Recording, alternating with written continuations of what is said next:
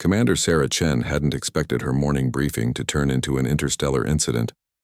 The conference room aboard the Terran diplomatic vessel Harmony was packed with representatives from a dozen species, all gathered to discuss the latest trade negotiations in the Andromeda sector. Sarah stood at the podium, datapad in hand, explaining Earth's position on mineral rights when her stylus slipped from her fingers and clattered to the floor. It was such a mundane thing, a simple pen drop. On Earth, someone might have kicked it back to her, or she'd have bent down to retrieve it herself. But this wasn't Earth, and her audience wasn't human. The reaction was instantaneous. 3 junior officers from the Valkyrian delegation, what humans had dubbed the Cubs due to their youthful enthusiasm and puppy-like eagerness simultaneously, lunged for the fallen pen.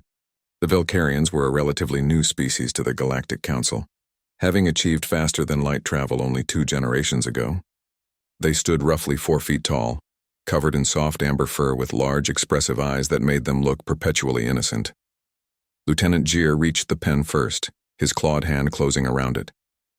But Ensign Keela tackled him from the side, and suddenly both officers were rolling across the polished floor, chittering aggressively in their native tongue. The third cub, Officer Nix, dove into the fray without hesitation. Sarah stood frozen at the podium, pen forgotten, watching as 3 trained diplomatic officers wrestled on the floor like children fighting over a toy. "Gentlemen," she called out, but they either didn't hear or didn't care. Ambassador Thexlon, the senior Valkyrian representative, closed all 4 of his eyes, and what Sarah had learned was their species equivalent of a deep sigh. The insectoid Chitrix delegation clicked their mandibles in amusement, while the crystalline lumens simply glowed brighter, their version of laughter. "Cubs, stand down."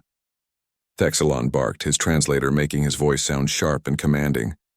The 3 junior officers froze mid-wrestle, then slowly disentangled themselves, each still gripping a part of the pen. Their fur was ruffled, their diplomatic uniforms disheveled, but their eyes remained locked on the prize. Sarah descended from the podium, approaching the trio carefully. She'd been warned about Valkyrian behavior, how they tended to imprint on individuals they respected, how they sought approval with an intensity that bordered on obsessive. But she'd thought that applied only to their own species hierarchy. Apparently she'd been wrong. "It's just a pen," she said gently, kneeling to their level. 3 pairs of enormous eyes turned to her, and she saw something there that made her chest tighten. Desperate hope, burning desire for acknowledgement, the need to prove themselves worthy. "It's not just a pen, Commander," Thexlon said, his tone weary but patient. He'd seen this before. "To them, it's an opportunity to serve one they admire. The Cubs are young, newly assigned to off-world duty. They see you as," he paused, searching for the right word, "exceptional."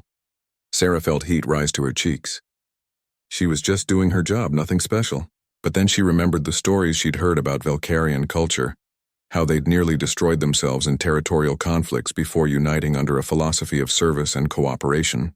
To serve someone worthy was the highest honor in their society. The 3 cubs were still frozen, each holding part of her pen, waiting for her judgment. "Gier reached it first," Sarah said finally, and the young officer's face lit up with such pure joy that she almost laughed. But Kayla and Nix showed excellent reaction time and determination. "I'm impressed with all 3 of you." She took the pen from Gier's trembling hands, and the young Valkyrian looked ready to faint from happiness. The other 2 cubs drooped slightly, their ears flattening against their heads. "However," Sarah continued, pulling 2 more pens from her pocket, she always carried spares, "I seem to have lost these as well. I could use some help keeping track of them." Kayla and Nix perked up immediately, accepting the offered pens with reverent care. They clutched them to their chests like sacred relics. "You just made 3 friends for life," Dr. Marcus Webb, her human colleague, whispered as she returned to the podium. "Also possibly created a diplomatic incident. How is giving them pens an incident? Because now every junior officer in the Valkyrian fleet is going to want to serve on ships with human commanders. Their military brass is going to have a logistical nightmare." Sarah glanced back at the 3 cubs, who had returned to their seats but kept glancing at her with adoration. That would have been creepy if it wasn't so earnest. Ambassador Thexlon was explaining something to them in hushed, stern tones, probably reminding them about proper diplomatic protocol. The briefing continued, but the atmosphere had shifted. The other species representatives seemed more relaxed, some even amused. The Chitrix ambassador approached Sarah during the break. "Humans are strange," the insectoid clicked, her translator rendering it with a tone of respect. "You turn potential conflict into bonding. You make allies out of awkward moments. No wonder the Velcarians adore you." "It was just a pen," Sarah protested. "No, Commander." It was respect given freely, praise offered without reservation, and value found in the young and eager. These are rare qualities in the galaxy. The Velcarians recognize this. They're not wrong to admire it. As the briefing concluded, Sarah found herself surrounded by the 3 cubs who walked with her to the exit like a small honor guard. They chatted excitedly among themselves, occasionally asking her questions about Earth, about her service record, about everything and nothing. Thexlon caught her eye as she left, and the old ambassador gave her a small approving nod. Perhaps, Sarah thought, diplomacy wasn't always about grand gestures and complex negotiations. Sometimes it was about recognizing the value in a dropped pen and the young officers eager to retrieve it. Behind her, she heard Jir telling the others about how he'd return the pen to her at the end of the day, properly cleaned and polished. Keela argued that all 3 of them should present their pens together, as a team. Nick suggested they should practice pen retrieving drills to be ready for next time. Sarah smiled. Humanity had conquered the stars, developed incredible technology, and joined the galactic community.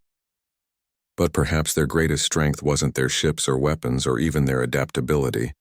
Perhaps it was simply their ability to see the person, the individual in every interaction, no matter how small, even in something as simple as a dropped pen.